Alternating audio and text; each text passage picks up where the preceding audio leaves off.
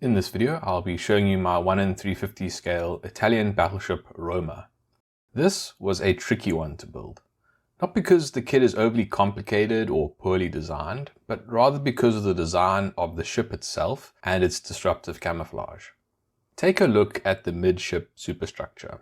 At the edge of the main deck is a row of 6 barbettes that rise out of the deck with oval 90mm gun mounts on top of them. Behind them sits a 2-floor high structure with a curvy platform extending out from it and partially covering some of the 90mm gun mounts. Behind the platforms, rising out of the first deck, are the funnels and more superstructure. Almost all of these superstructure components have curves. Straight lines are a minority. In short, there are 3 layers of curvy superstructure. On its own, this is not much of an issue, but this is where the disruptive camouflage comes in. When I look at a ship's superstructure to judge how difficult painting will be, I look for 3 features. The first is, are the parts straight or curved? Second, over how many layers do I need to transpose the pattern? And third, how is the pattern aligned to the natural boundaries of the components of the superstructure? The best case scenario is for square parts with 1 layer and a pattern that is well aligned to the parts. An example of this is Richelieu. If you look at the pattern, you can see that the lines are all horizontal and vertical, and they often form the edge of a part. In the places where they don't, it's just a flat surface, which is easy to work on. This is an example of one of the easiest types of disruptive camouflage to paint. Of all the ships in my collection with disruptive camouflage, Richelieu was by far the easiest camouflage pattern to paint. Now take a look at the Roma. It is the complete opposite. The parts are curved. There are 3 layers. The pattern is not aligned to any of it. A single line may run diagonally over curved parts in multiple layers and will need to look like a straight line when viewed from 90 degrees. This is the case for multiple lines. Painting a straight line over curves and layers is extremely time consuming. This is why this ship is tricky to build. It is because it changes the way you build the ship. It forces you to build and paint in smaller parts before gluing them together. It forces you to then revisit those parts that you have previously assembled and painted to make sure that the camouflage pattern is lined up. This is why it took me 20 months to build this model. Going back to the kits. The Trumpeter kit itself was one of the better Trumpeter kits that I have built. The parts have good detail and they fit together well. I like that the kit included photo-etch parts that may be used to replace plastic parts. You are given a choice in the manual. Also like that the aircraft are molded in clear plastic.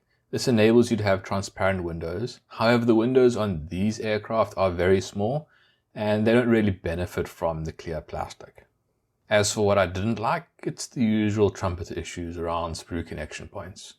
For whatever reason, Trumpeter has a tendency to put connection points in locations where they are very difficult to clean up. For example, attaching the aircraft propellers to the sprue by the blades. How are you supposed to get a good finish on that?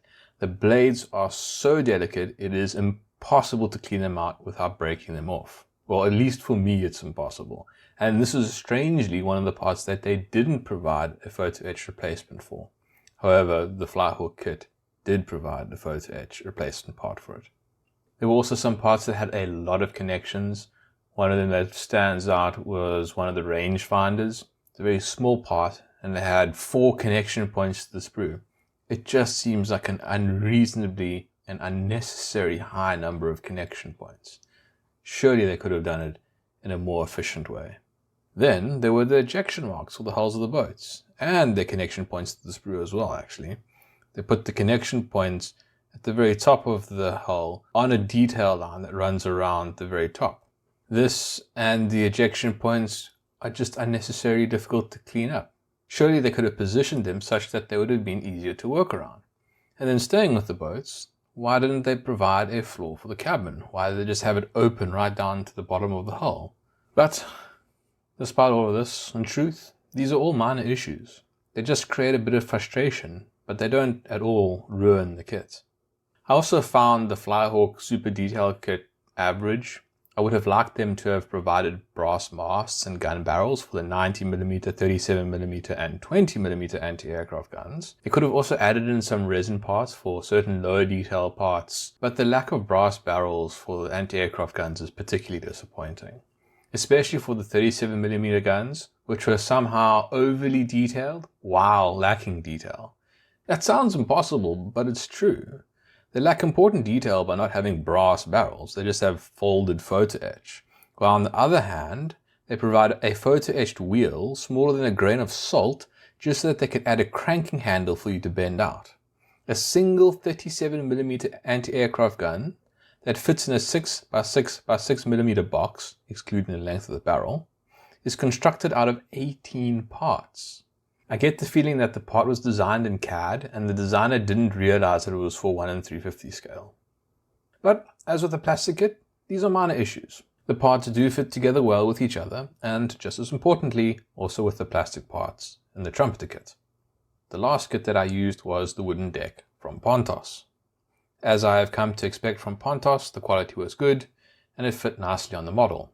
Admittedly, this is a very small kit, so if they got it wrong, it would have been really bad, because all there is a thin veneer of wooden laminate that is stuck onto the quarterdeck of Roma.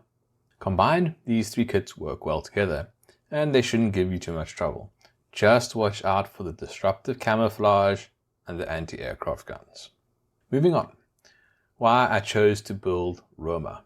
Simple really. I didn't have a battleship from the Italian Navy, and the Italian Navy was the only major World War II Navy without a ship in my collection.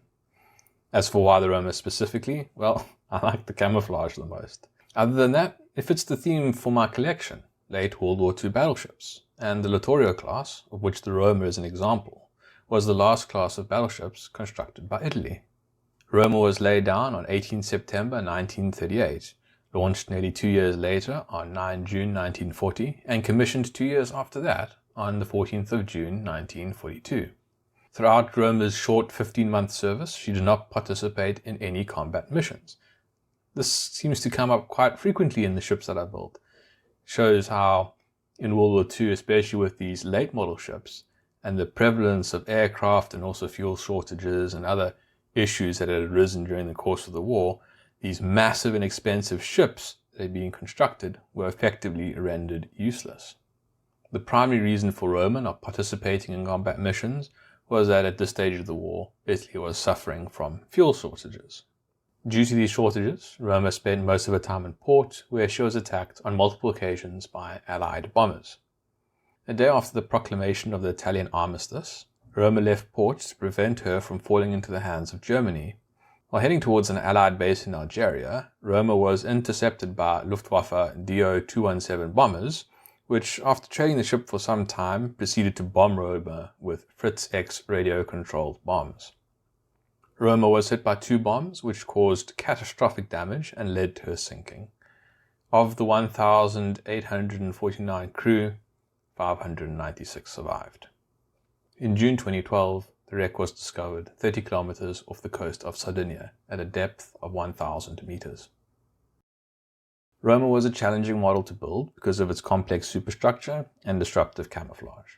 While I had not planned to build the Roma after completing 8 1 in 350 scale battleship models, I'm glad that I did not attempt it earlier. I think Roma is a particularly good looking ship that requires a lot of effort to do it the justice that it deserves. And even a few ships ago, I think it would have been difficult, if not impossible, for me to build it to the standard that you see here. As I've said multiple times now, it's not that the kit or super detail kit were abnormally complex. It is the combination of the design of the superstructure with the design of the camouflage that creates the complexity.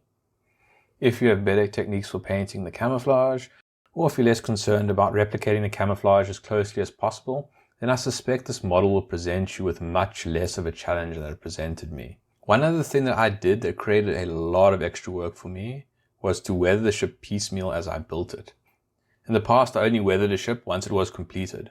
Weathering the ship as you build it allows you to get into even the most inaccessible places, but it is not worth the extra effort. If you can't reach it to weather it, you can't see it, so it doesn't matter if it doesn't get weathered. With that comment, we come to the end of the video. Thanks for watching. Cheers.